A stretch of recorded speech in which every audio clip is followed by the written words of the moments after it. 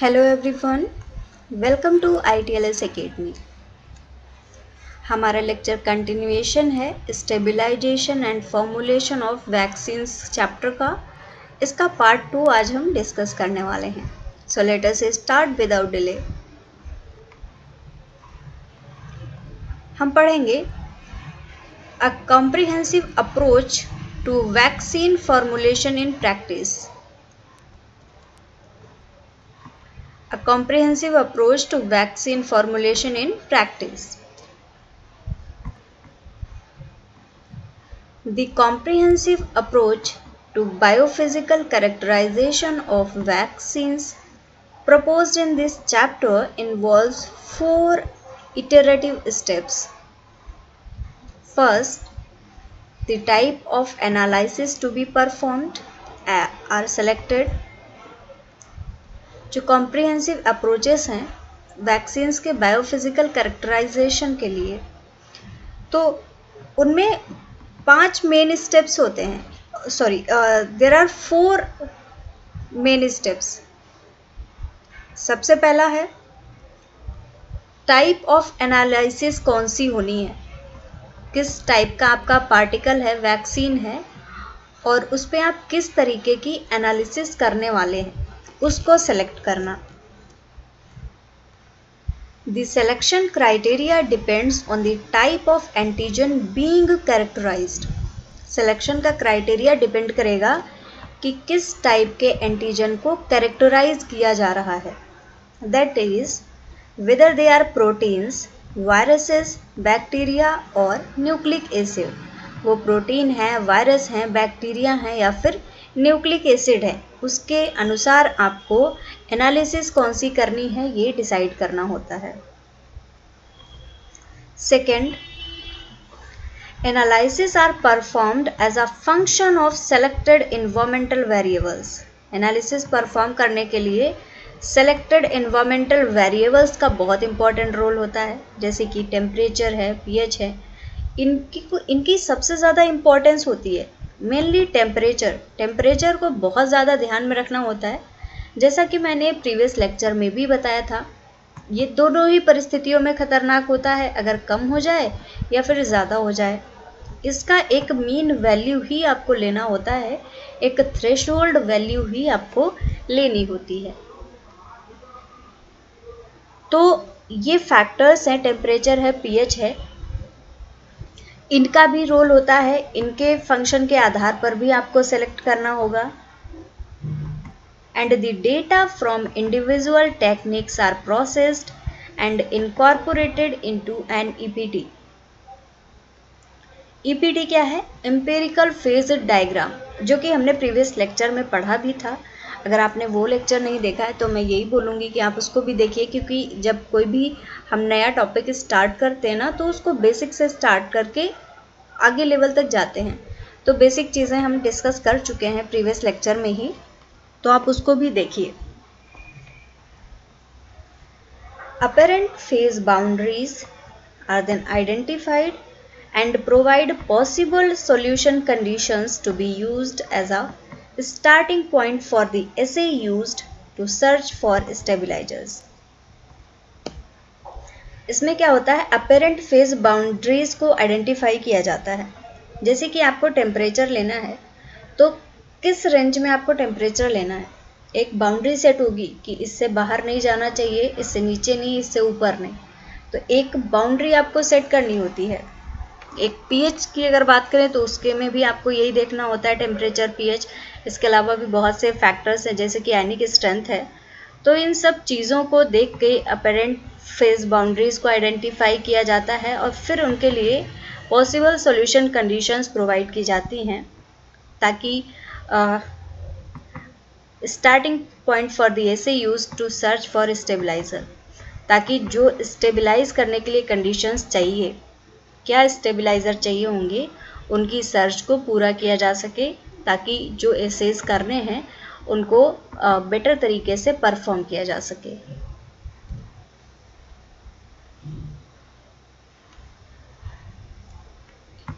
तीसरा आता है, हमने देखा था कि 4 मेन रीजंस होते हैं, 4 मेन फैक्टर्स होते हैं, तो 2 हम पढ़ चुके हैं। तीसरा है द रॉ डेटा बहुत इंपॉर्टेंट चीज़ होती है, that contributed to the construction of the empirical phase diagram are reviewed to assist in essay selection.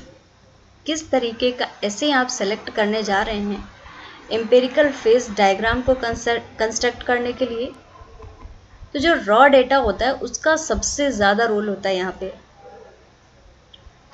For instance in the case of a protein antigen, अगर प्रोटीन एंटीजन की बात करें, if intrinsic tryptophan fluorescence and CD data indicates very little change in a boundary region, while the effective diameter measured using dynamic light scattering is substantially increased, light scattering might be the assay of choice for stabilizer screening. यहाँ पे एक example आपको दिया गया है, ये कोई भी प्रोटीन एंटीजन है, अगर इसका जो ट्रिप्टोफैन फ्लोरेसेंस डेटा है और सीडी डेटा है, इसमें बाउंड्री रीजन में बहुत कम चेंज है, बहुत लेस चेंजेस आ रहे हैं, तो आप क्या कर सकते हैं, इनके लिए लाइट स्कैटरिंग को यूज़ कर सकते हैं, क्योंकि रीजन में बाउंड्रीज में बहुत कम है, चेंज वेरिएशन कम है, तो आप लाइट स्कैटरिंग को स्टेबलाइजर की स्क्रीनिंग के लिए एक मेथड ऑफ चॉइस ले सकते हैं. अब आते हैं चौथे पे. Fourth is excipient screening of compounds that are both generally regarded as safe. Compounds होते हैं जिनको कि ग्रास बोला जाता है, that is generally regarded as safe, यही इनकी फुल फॉर्म होती है. कहीं भी क्वेश्चन भी पूछा जा सकता है, it is very very important, तो उम्मीद करूंगी आप लोग याद रखेंगे. And possibly some non GRAS compounds, कुछ नॉन ग्रास कंपाउंड्स भी होते हैं, are used in the selected assays in an attempt to identify stabilizing compounds. कुछ ग्रास और कुछ non GRAS generally regarded as safe and non generally regarded as safe compounds को use किया जाता है ताकि एसेज को सेलेक्ट किया जा सके स्टेबलाइजिंग कंपाउंड्स को आइडेंटिफाई करने के लिए. और a mixture of stabilizing compounds that can be used in the formulation, या फिर स्टेबलाइजिंग कंपाउंड्स का एक मिक्सचर सेलेक्ट किया जा सके जिसको कि फॉर्मुलेशन के लिए फर्दर यूज किया जा सके.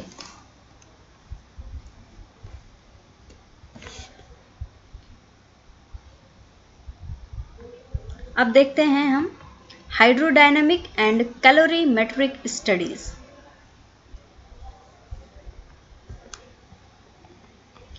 Analysis of the overall structure and stability of molecules that are used as vaccine antigens include characterization of a number of macromolecular properties such as their overall dimensions, net charge, diffusion characteristics, and conformational alteration temperatures. किसी भी antigen या molecule के पूरे structure की analysis के लिए बहुत सारी चीज़ें चाहिए होती हैं. कैरेक्टराइजेशन किया जाता है. कैरेक्टराइजेशन का मतलब ये होता है कि एक एक कैरेक्टर पे फोकस करके उसके बारे में अच्छे से पता करना. तो कोई भी मॉलिक्यूल जिसको वैक्सीन एंटीजन की तरह यूज़ किया जा रहा है उसका कैरेक्टराइजेशन किया जाता है of a number of macromolecular properties. बहुत सी प्रॉपर्टीज़ का कैरेक्टराइजेशन होता है, जैसे कि उनके ओवरऑल डायमेंशंस क्या हैं. इसके लिए टेम एनालिसिस होती है जिससे कि स्ट्रक्चर एग्जैक्टली पता चलता है, डायमेंशंस पता चलती हैं. नेट चार्ज क्या है, जीटा पोटेंशियल क्या है, एक जीटा साइजर इंस्ट्रूमेंट होता है उससे पता चलता है. डिफ्यूज़न कैरेक्टरिस्टिक्स क्या है, कैसे डिफ्यूज़ करता है, इजीली डिफ्यूजिबल है या डिफ्यूजिबल नहीं है. And conformational alteration temperatures. Conformation alteration temperatures क्या है, क्या क्या टेम्परेचर पे उसका कन्फर्मेशन चेंज हो जाता है, अल्टर हो जाता है. तो ये सारी चीज़ें बहुत ज़्यादा ज़रूरी होती हैं किसी भी पर्टिकुलर मॉलिक्यूल की स्टेबिलिटी को, ओवरऑल स्ट्रक्चर को जानने के लिए.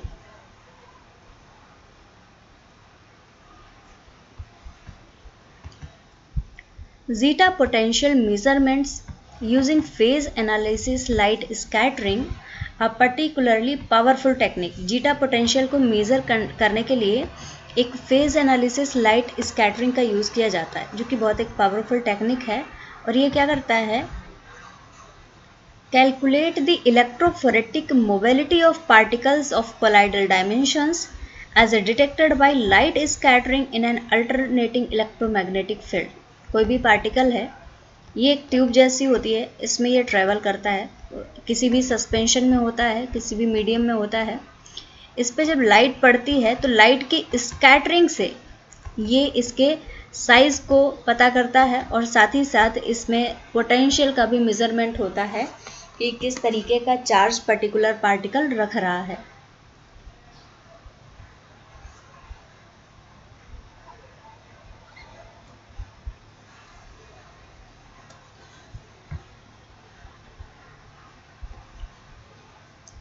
Particle size can be measured using a number of techniques, including size exclusion, high performance liquid chromatography जिसको कि SEHPLC बोलते हैं, इसके अलावा static light scattering, DLS and analytical ultra centrifuge. ये सारी इंपॉर्टेंट टेक्निक्स हैं। ये आपको याद भी होना चाहिए कि पार्टिकल साइज को किन किन टेक्निक्स से मेज़र कर सकते हैं। DLS and SEHPLC are currently the sizing techniques. ये ऐसी साइजिंग टेक्निक्स हैं that are most easily applied to high throughput analysis. High throughput analysis के लिए ये बहुत इजीली अप्लाई की जा सकती हैं because of their current availability in a high throughput format, क्योंकि इनकी अवेलेबिलिटी जो करंट सिनेरियो है इसमें बहुत ज़्यादा है, as well as their resolving power, इनकी रिजॉल्विंग पावर बहुत ज़्यादा है।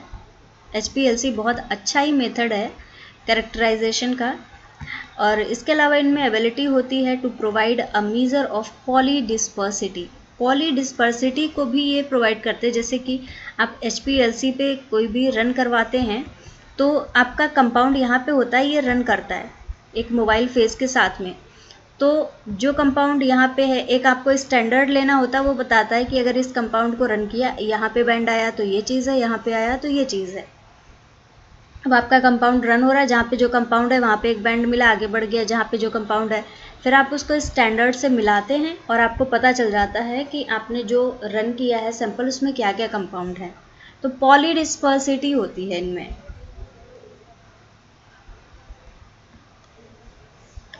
Although a number of methodologies can be used to describe select type of structural transitions as a function of temperature, differential scanning calorimetry directly measures heat capacity changes, which can be used to calculate the melting temperatures of biomolecules. बहुत सी methodologies ऐसी हैं जो कि किसी selected type या selected function के लिए होती हैं, स्पेशली टेम्परेचर के लिए, जैसे कि एक है DSC, डिफरेंशियल स्कैनिंग कैलोरीमेट्री। इसका काम होता है, ये थर्मल स्टेबिलिटी को बताता है, मॉलिक्यूल्स की थर्मल स्टेबिलिटी को। ये मॉलिक्यूल्स की थर्मल स्टेबिलिटी को बताने के लिए क्या करता है, हीट कैपेसिटी में जो चेंज होता है उसकी, ये उसको रिकॉर्ड करता है, जिससे आप क्या कर सकते हैं, फर्दर मेल्टिंग टेम्परेचर को एनालाइज कर सकते हैं। तो देखिए, इस मेल्टिंग टेम्परेचर से आप स्टेबिलिटी पता लगा सकते हैं कि किस टेम्परेचर तक आपका जो प्रोडक्ट है वो स्टेबल है, और उस टेम्परेचर तक इजीली विदाउट डिग्रेड हुए ये वर्क कर सकता है।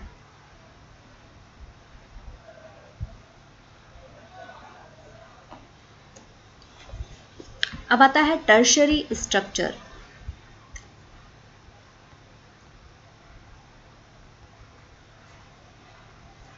The tertiary structure of vaccine components can often be analyzed by spectroscopic methods. Tertiary structures के analysis के लिए आपको spectroscopic methods का use करना पड़ता है। कौन कौन से spectroscopic methods होते हैं? These include among others second derivative ultraviolet absorption, जिसको कि UV absorption बोलते हैं, intrinsic tryptophan fluorescence and fluorescent dye binding assay. ये सारी स्पेक्ट्रोस्कोपिक टेक्निक्स हैं जो कि 3D स्ट्रक्चर या टर्शरी स्ट्रक्चर को बना सकते हैं।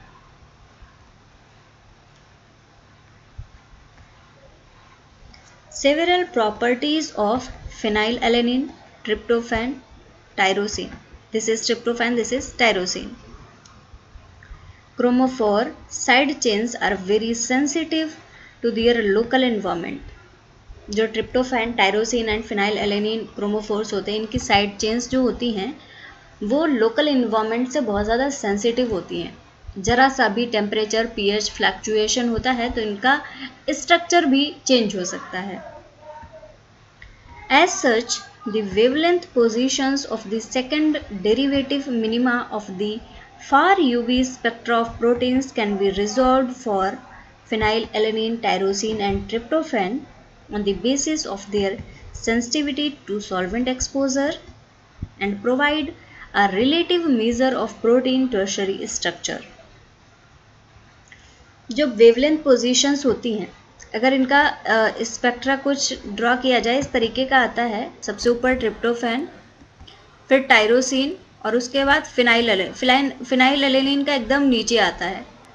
तो इनका जो मिनिमा मैक्सिमा है उसको इनके एब्जॉर्प्शन के बेसिस पे डिसाइड किया जाता है, साथ ही साथ इनकी सेंसिटिविटी कितनी है सॉल्वेंट एक्सपोजर को, और ये प्रोटीन के टर्शरी स्ट्रक्चर का एक रिलेटिव मेजर प्रोवाइड करता है।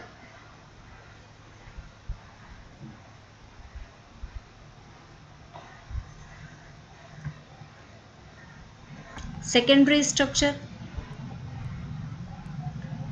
Protein and nucleic acid secondary structure content and stability can also be measured using spectroscopic methods.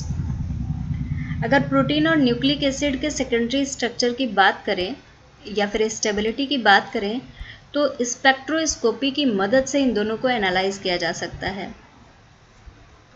Among those most commonly used are CD and FTIR spectroscopies. CD और FTIR क्या होते हैं?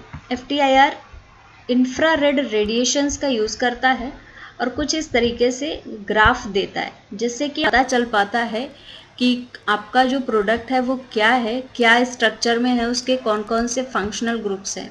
यहाँ पे कुछ इस तरीके से पीक आती है, यहाँ पे वेव नंबर होता है एक्स एक्सिस पे और वाई एक्सिस पे एब्जॉर्प्शन होता है। इन पीक्स के बेसिस पे आपको पता चलता है आपके प्रोडक्ट में कौन कौन से बॉन्ड्स प्रेजेंट हैं, कौन कौन से फंक्शनल ग्रुप्स प्रेजेंट हैं, जिससे कि आप पता कर पाते हैं कि आपके जो स्ट्रक्चर है उसका मतलब एक्चुअल स्ट्रक्चर क्या है।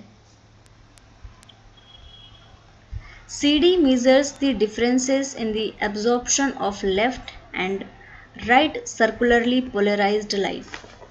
जो CD होता है इसमें लेफ्ट और राइट सर्कुलर पोलराइज्ड लाइट को मेज़र किया जाता है, usually expressed as intrinsic property by normalization to concentration as elasticity. FTIR क्या होता है? Fourier transform infrared spectroscopy. FTIR में इंफ्रारेड रेडिएशंस का यूज़ किया जाता है। It is a common probe of the secondary structure of both proteins and nucleic acid. इसके अलावा भी प्रोटीन, न्यूक्लिक एसिड के अलावा भी पॉलीसैकेराइड्स को भी इसमें एनालाइज किया जा सकता है। There is inherently more information present in the amide bond of the infrared spectrum of proteins than that found in the far UV CD spectrum of proteins. Infrared spectroscopy में क्या होता है, ज़्यादा एमाइड बॉन्ड्स प्रेजेंट होते हैं किसी भी protein में। अगर आप CD से फार यूवी CD स्पेक्ट्रम लेते हैं तो उसमें आपको कम मिलेंगे। Although the discrete infrared bands are strongly overlapped and are obscured by the strong water signal. अब हैं डायनेमिक कैरेक्टरिस्टिक्स पे।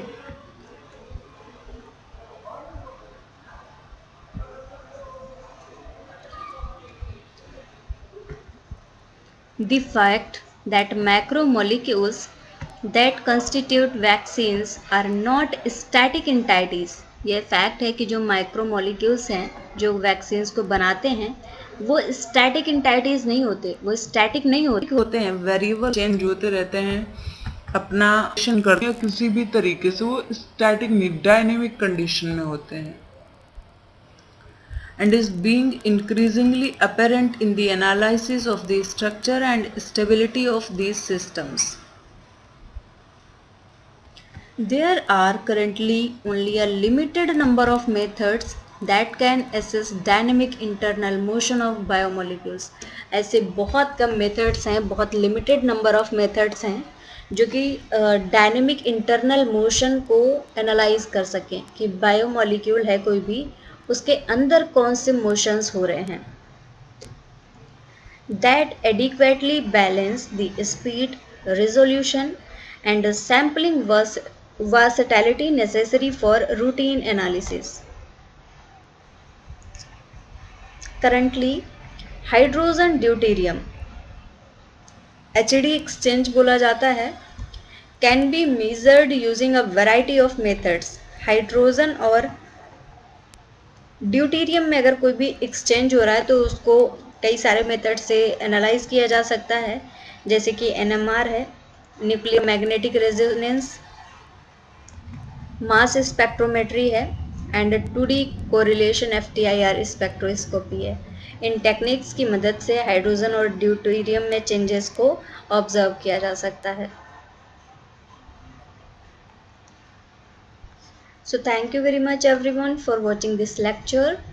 Follow करिए ITLS Academy को on various social media platforms including Instagram, Facebook, Twitter, YouTube, WhatsApp and LinkedIn. Subscribe करिए हमारे YouTube channel को. Thank you for watching. Like this video, share and subscribe to our YouTube channel. For any kind of help or query, you can call us on our helpline number 7080833450. You can also visit on our website www.itlsacademy.com. So thank you very much everyone again. Thank you for watching this lecture.